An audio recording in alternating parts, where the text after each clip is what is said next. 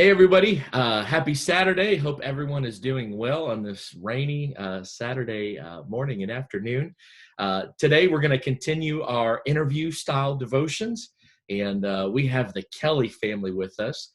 They've battled COVID and made it through, and we're going to talk about that today. But I want the Kellys to introduce themselves, of course, to the FAC family. Everyone knows them. But to anyone who may be joining in, I want the Kellys to introduce themselves. So, Brother Kelly. Welcome, FAC family. So excited to share how God has really blessed us. And we miss everybody. We love you so much. And looking forward to what God is going to do through this. And hi, Laymon and Rosa. And we have been attending the church since 1994. Wow. Sorry about that. And we have raised our children in the church. It has been such a blessing. It's like having a whole family helping you raise your kids. So it's just Laymon and I and Mickey attending the church, and Kone now with her husband and her son. Nia has gotten married and moved a little bit farther away, but her heart's still with us. And that's it. We're here. We're praising God through it all. Trial and testimony. Amen. Amen. We're thrilled for that. Obviously, we're talking about the COVID-19 virus, and you guys have both went through that. So I just want to maybe kind of walk through the timeline and maybe just start by talking to us about, kind of those early symptoms, going to the hospital, being told that you had to be admitted, not just individually, but as a couple.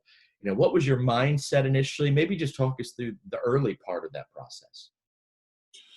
Well, for me, it's a little gray because by the time we decided to go to the ER, we're both a little hard-headed, a little stubborn. Don't like to go to the hospital unless something's fallen off. Sure. But by the time we got there, I was in such a state that I could barely kind of answer some of the questions that they were asking. And it felt like I was going a little bit in and out of consciousness. So I don't remember everything, except for when we walked in, they're like, there's no visitors. And we're like, no, we're both sick. Yeah, we're both coming in. Yeah. I do remember that. And I do remember the initial screener saying, I need some help in here. And she was speaking of me because, like I said, I was a little bit in and out of consciousness. But it was hard to see that, like, when I went back, knowing that, not sure when we were going to be able to see each other again. Yeah. That realization of separation at that time was really kind of hard, even with my current state that I was in. Like, am I going to see her again? Mm-hmm. That was kind of hard. Sure. Yeah, and our symptoms were, we live in the same house, but our symptoms were complete opposites. Sure. Yeah. He thought he had some type of stomach virus, so, stick to crackers and ginger ale. Yeah. Yeah, I had started off with a migraine that had completely laid me out, light, loud. It was just horrible. Mm-hmm. So it wasn't until I got that kind of under control that it was a doable headache. And by the time Laymon had said, we got to go to the ER, that I realized that I wasn't breathing to my full capacity. Sure. We knew that we were sick though, so everybody took a floor. Yeah. So Mickey stayed on the first floor, Laymon was bound to the basement, and I had the top floor. So the virus wasn't able to connect all of those. Yeah. Because it was spiraling where people were getting symptoms that they have now been exposed to. Sure. So I went in with a migraine and the breathing thing. Laymon went in with the stomach. I do believe Laymon was a little bit worse than me. I was still able to get liquids down to a certain point. Okay. Laymon was severely dehydrated by the time we went. So, but yeah, again, that initial shock on the nurse's face when we walked in, I was like, no, we're both going in. Yeah, that's the first time they've ever seen it. So they even still try to keep us kind of separated. Yeah. So they pretty much stopped you at the door. So. So Rosa, did you know Laymon, were you taken away first, or how did that transition happen there? I believe so. I believe when they opened the door, I think I was taken back first. Okay. Yeah, and there was no goodbyes. I mean, Yeah. our minds weren't even on the severity Yeah. that we may not see each other again. So it was kind of like, okay, honey, you know, and I'm like, okay. And then they called me up, but at that moment, you didn't even think about it. Sure. Until you got in your room, and it's, you know. So were you guys admitted to the same room? Were you together, or were you were separate even there? No, sir. We were separated. I believe there was a couple of rooms in between us. Yeah. Okay. When we first went back, there was like the initial triage room, and then they sent us into like almost like a trauma room. We were in obviously separate rooms, and then that's when they did the test, and I believe got an IV going almost immediately. Yeah. All right. So you guys are both admitted. You're in different rooms. Talk to us about that, knowing that your spouse is also battling, sick. You know, you're trying to make it yourself, trying to care for yourself, but you're also concerned about a family member, a spouse, you know, right down the hall. What was that like? It was difficult for me because I was still kind of, Laymon was like worse off than I was. So, I mean, we got in there and I did let them do whatever they needed to do. So we were like an hour maybe in there, and I'm like, I just need to know. I started feeling kind of some anxiety going on. Sure. But they didn't know. The nursing staff didn't know that we were husband and wife. They just kind of took Laymon Kelly back. And then another nurse, 8 or 10 minutes later, was like, okay, Rosa Kelly, and it was a different set of nurses. So they would never put the two together. Yeah. And I didn't realize that until I saw the guy that brought me back. And so I waited until they did all, because they had to check my breathing and make, you know, see what the severity of it was. So it was like maybe 10, 15, 20 minutes. And then I said, you know what, I just really need to know how my husband is doing. And the nurse just kind of looked and she's like, well, is he, I think she kind of thought he was just already in the hospital, like not COVID related. Yeah. I was like, no, he was brought back 10 minutes before I was brought back. She's like, you're kidding me. Same symptoms? And I'm like, no, completely separate symptoms. Yeah. So it took about 15 minutes to go in. And I guess that nurse must have checked with the nurse taking care of Laymon. And then she came back. She's like, I think they're starting them off with the same IVs as you are. Okay. But mine was more respiratory and his was more, they hit the dehydration first. Yeah. But at least I knew. And then they knew. Yeah. Like, channel of communication going there. The night, they would relay the message to the different doctors and whoever was checking us out to, well, I don't know if they were letting Laymon know how I was doing, but they were coming in like every half hour. Yeah. To say, okay, this is what we've done to Laymon, da da da da. Yeah. Yeah. What about you, Laymon? Initially, because of the state that I was in, it was a little foggy for me. I didn't get the updates like she did, but I was definitely very concerned because of her breathing, and I think I had heard some of the chatter between the nurses and stuff about her, and some of the things they were saying were a little concerning, and so that kind of brought some anxiety and tenseness to me. Kind of overhearing, they weren't speaking to me directly, but kind of overhearing some of the things they were saying was a little nerve-wracking and, hard to be able to just lay there and not really be able to be at her side and, offer her the comfort that I would love to give her. Yeah. And it was just hard to be in that room and, kind of be helpless at the moment. Sure, sure. How did you guys communicate with your girls? How was that on you more, Rosa? I FaceTimed every day. Did you? Yeah. Yeah, I mean, every day, sometimes 2 or 3 times a day, depending on the news that they gave us. You just don't think about, this could be the last time you talk to your kids. Sure. Yeah. And so I kind of muffle it up and, hey, how you doing? But it was through, we had oxygen. My breathing was bad, so it was nothing like this. It was more like, hi, babe. Yeah. And I'd let them talk and then Yeah. making sure they were okay. Nia, she really just wanted to jump in the car and come up here. Yeah, I know. But it had not hit down there, and she just had the baby. And so I'm sure none of them will probably ever forget this. No. But FaceTime, as much as I don't like technology, I got used to it. And it was every day. Every time we got a report or I got something on Laymon. And then once they actually got him going on certain medication, he was able to answer the FaceTime call. And, then we were able to actually talk. Well, yeah, that's obviously a tough part. So thank you for sharing there. How long were you in the hospital total? I was in 5 days. Laymon was in 7. 7 days. So how long were you two apart physically? I mean, did you get to see him when you left or?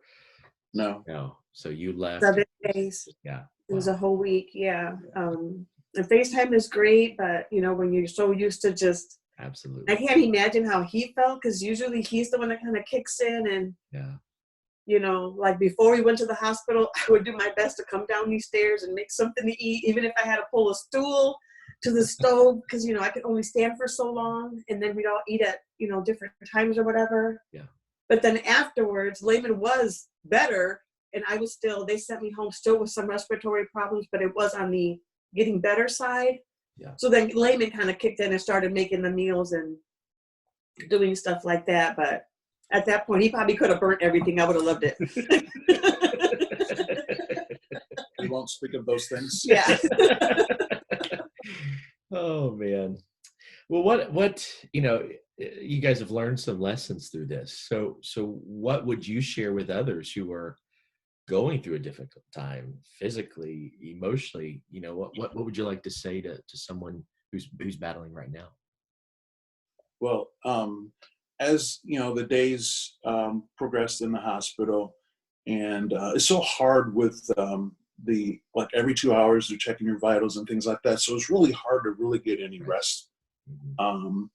And so my body's kind of got used to the cycle of when they would come in, and I think 5:30 is when they would come to draw blood, and usually around that time I would kind of be fully awake. Okay.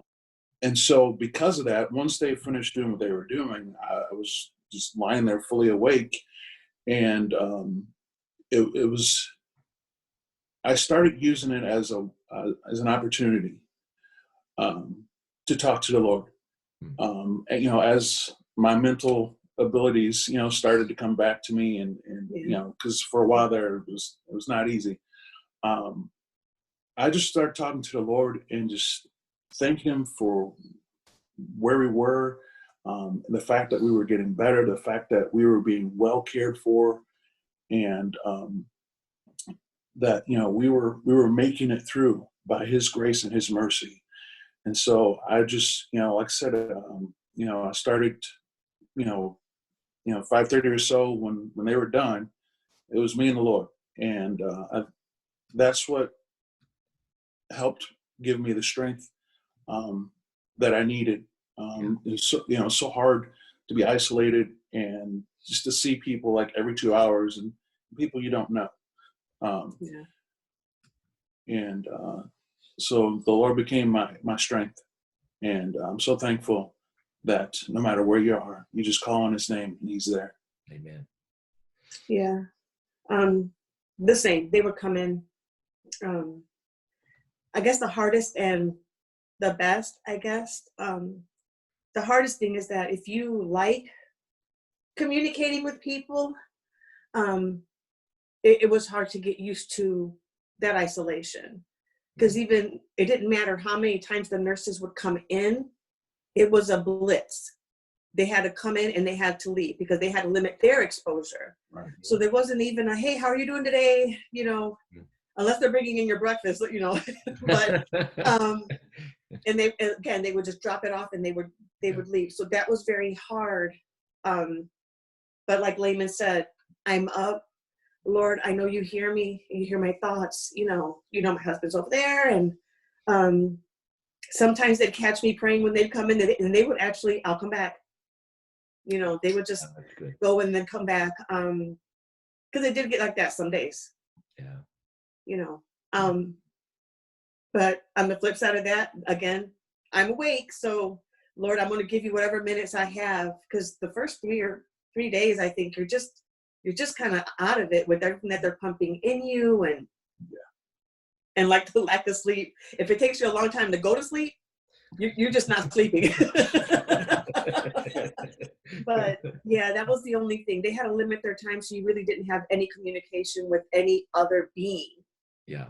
You know, life like coming in other than my FaceTime with my family. Sure. Speaking of the medical workers, you know, what would you like to say if maybe any of them were watching, or just all, you know, medical, first responder, essential workers? What would you guys like to say to them? Well, I say thank you so much. Yes. You're doing such an incredible, hard job at this time, putting yourself in danger. It's such a blessing to see people going into the danger zone to help bring people to the other side, and the care and the comfort that we were shown, regardless of the fact that they were in and out. Everyone that came into my room had genuine concern for my health. And then once they found out that my wife was a couple doors down, that just it flipped magnified everything. They were so touched by the fact that we were there together, and that we couldn't be with each other. You know, I can see the genuine concern in a lot of their eyes. I don't remember every name, but I remember Jenny, and I remember Javier. Javier helped me. I had grown this massive beard, and I mean, Father Abraham. I mean, it was crazy. It was so thick that not a regular razor couldn't do it. I had to get clippers to shave it down before I can get a regular razor. Yeah. And Javier found that for me, so I can get back to looking like I like to look. It was rough there. And all the CNAs, you know, they were so genuine in their concern for our health, and all of the nurses and staff that are out there, we say thank you for the job that you're doing, and especially at Rosa Kelly, that genuine concern. Even had a nurse pray with me, and you know, that was just amazing. That her heart was so into my well-being, that she went to the Lord with me, for me. Wow, that's awesome. Yeah, they were awesome. I mean, we try to care for ourselves, knowing that, you know, try to limit the exposure and the 6-foot distancing thing, but they're walking in room after room with COVID patients. Like, they don't have a choice. And we definitely pray for them every day, because they're doing it, you know? Sure. Well, we're getting low on time here. How's your recovery going now? Kind of give us a current update, how you guys are feeling. You're looking good, but maybe just what's going on now? So excited to be back to work for a week now. Yes. And I feel great. Had to get a little bit back into work shape. You know, it's been a month since I'd done any real strenuous physical activity. But other than that, feel great. Excited about the 15 pounds that I lost. Not going to mention the 6 that I put back on, but just thankful that God has brought us through. and he gets all the glory and honor. It's him. He's our sustainer. Yeah. Yeah. And we're just thankful to be here. I mean, I did come home with, I have to have an inhaler now. I can't overexert myself. The COVID, because it was respiratory, and I guess, again, the migraine completely took any other symptoms that I might have been feeling had I not had it. I didn't know. Because it was so prolonged, it did cause some damage to the left ventricle of my heart. So I do have to do some follow-up and keep the inhaler with me, but I'm doing great. Yeah. I'm doing great. Well, and to God be all the glory that we're here, because he's no respecter of person. Amen. If it can happen over there, it can happen here. And totally. We're here to tell it. Amen. Yeah, and I really appreciate you guys sharing with all of us today. I know you were daily on our church prayer list, and a whole lot of prayers went up, and we're so thankful for every one of them. Yes. It carried us. We love our family. We love our FIC family. We love our natural family. Amen. And we're so blessed. We really are. Amen. We are. I want to close in prayer, and Brother Kelly, if you would, I want you to pray for our church, our members, those that are continuing to struggle physically, emotionally, and just I want you to pray over everyone today. So if you would, let's just pray together. Go ahead, Brother Kelly. Lord, we thank you for the opportunity to come together and to lift up your precious name. You've been so good to FAC, and we're so thankful for the many testimonies of your hand upon those that have recovered and those that are still recovering from this COVID-19. We thank you, Lord, that you are a God of grace, of mercy, and of love, and that your arm is not slack concerning your promises. Amen. Thank you that your word is true and it's forever settled, that you are our healer. We put our hope and trust in you, and we're so excited for the opportunity that when we get back together, we're going to shout and we're going to dance and we're going to bless your holy name. And we're looking forward to the victory chants, the victory shouts of all that you have done for us through this hard time. I just want to encourage everyone to keep their faith, keep hoping in the one that is our hope, and that name that is above every name, Jesus' name. We're so thankful for it. We love you and praise you. Thank you. Amen. Amen. Thank you, guys. Appreciate it so much. We love the Kelly family at FAC, and you guys are such a strong part of who we are. So we're thrilled that you're feeling better, and God's touched you. And like you mentioned in prayer, we can't wait to all get back together again. Amen. Thank you, guys. Appreciate you. Have a wonderful Saturday, and if you need anything at all, let us know. God bless everyone. See ya. God bless. Bye.